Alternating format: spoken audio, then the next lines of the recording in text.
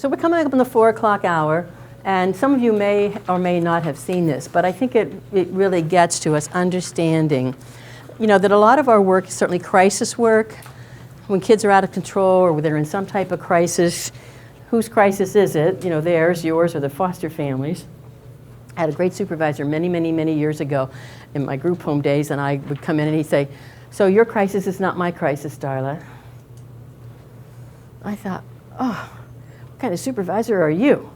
But what he really was bringing the point home is how I saw things might be a crisis. Was it really a crisis? Kind of thing. So it helped me think that through a little bit about where was the crisis. But a lot of our work with kids is when they are in crisis, and for me, this is when I think at their highest sense of pain, hopelessness, despair, nothing left. Nobody's getting it. Nobody sees how much in pain I am. So the crisis pain work, or I call it the 4 o'clock hour, because if you recall our cycle of need here, the attachment cycle, which is the reactive cycle, so you have the need, you have the behavioral response, satisfaction of the need, behavior stops. This is the attachment cycle here. And then I did an overlay of that with the grief cycle. So that blue and red cycle of grief that we were looking at.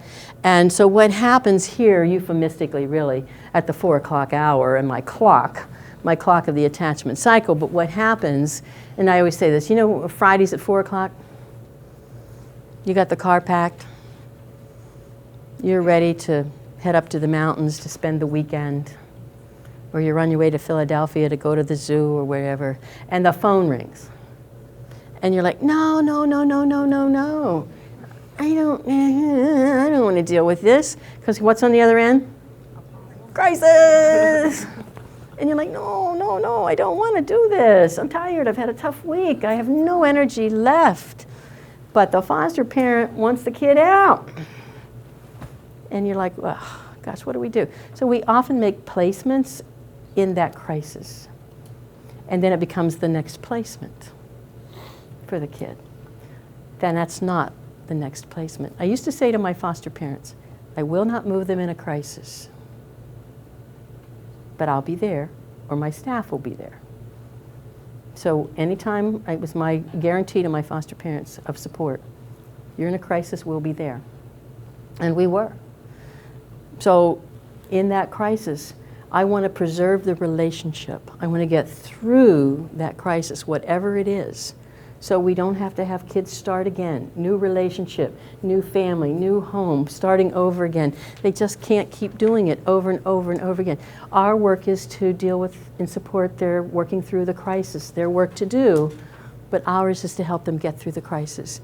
Now, unless they're hurting themselves or someone else, I would not move them, but I would be there. If they're hurting themselves, then we need to take action. If they're hurting someone else, we need to take action. But if they're not hurting themselves or another, we're going to be there, and we're going to see if we can work through the crisis. Because I'm seeing this as an extreme time of pain related to unresolved grief. Unresolved grief is where they are. Remember, protest, anger, rage. So they might be raging. Or depression, sadness, depression, suicide threats. On the other side of that, at their darkest moment of despair. And we want to be there as part of that. Those, for me, are the extremes of that grief process. And the pain, more specifically, that's why I call this the crisis pain work, as part of that. So we want to get past the 4 o'clock hour. We want to get past this hour. Some of you already do this in your crisis work. I used to do this a lot with kids.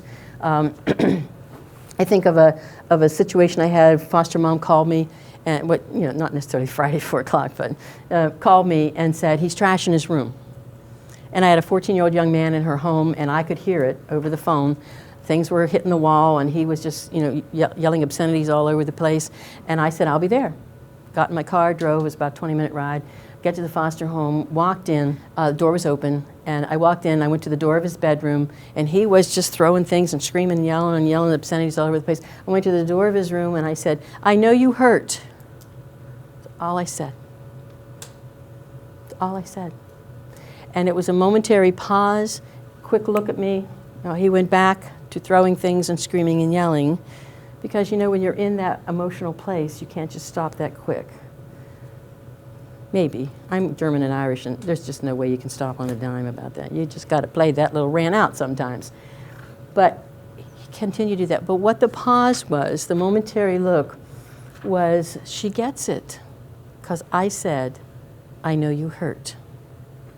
What I did was I connected with his pain. I connected with his hurt. That's what he was trying to get acknowledged. That's what his need was. That's what he was trying to get the attention for. Excuse me. It started out of, you know, just a reaction to that. He didn't really plan it, but it was a reaction to that. And if I had said to him, what is this about? What are you doing? If I had tried to engage him in a cognitive process, I would have only accelerated his actions and the intensity of his anger. Because he was not here, right? He was not at frontal lobe. I could not have a cognitive exchange with him because he was not in left-right brain thinking. He was in primitive brain, expressing that through the limbic. So I knew that he needed to feel safe. And I said to him, I know you hurt. Another thing you might say is, I know you're in pain, whatever that is.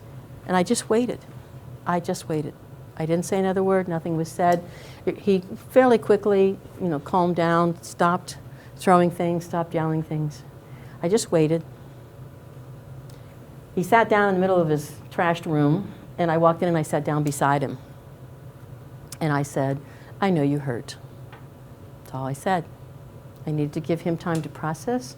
I wanted him to do his work, to deal with his feelings of what had happened there. Now, what I knew was that Mom had not shown up for a visit, which I thought pretty much triggered it. And he'd been doing a lot of really good work, wanted to go home, was ready to go home, and Mom blew it. Mom blew it because she didn't show up. So his hurt and anger about that made a lot of sense. But I wanted him to do his work. So I just sat beside him, and I just followed his lead. He said, I'm so mad at my mom. I said, I know you're mad at your mom. All I did was follow him. Like just acknowledging, being present, making short comments, affirming his experience with that. And he pretty much did his work about his feelings of, you know, not being able to go, and I wasn't giving him any answers. I wasn't giving him false hope about anything.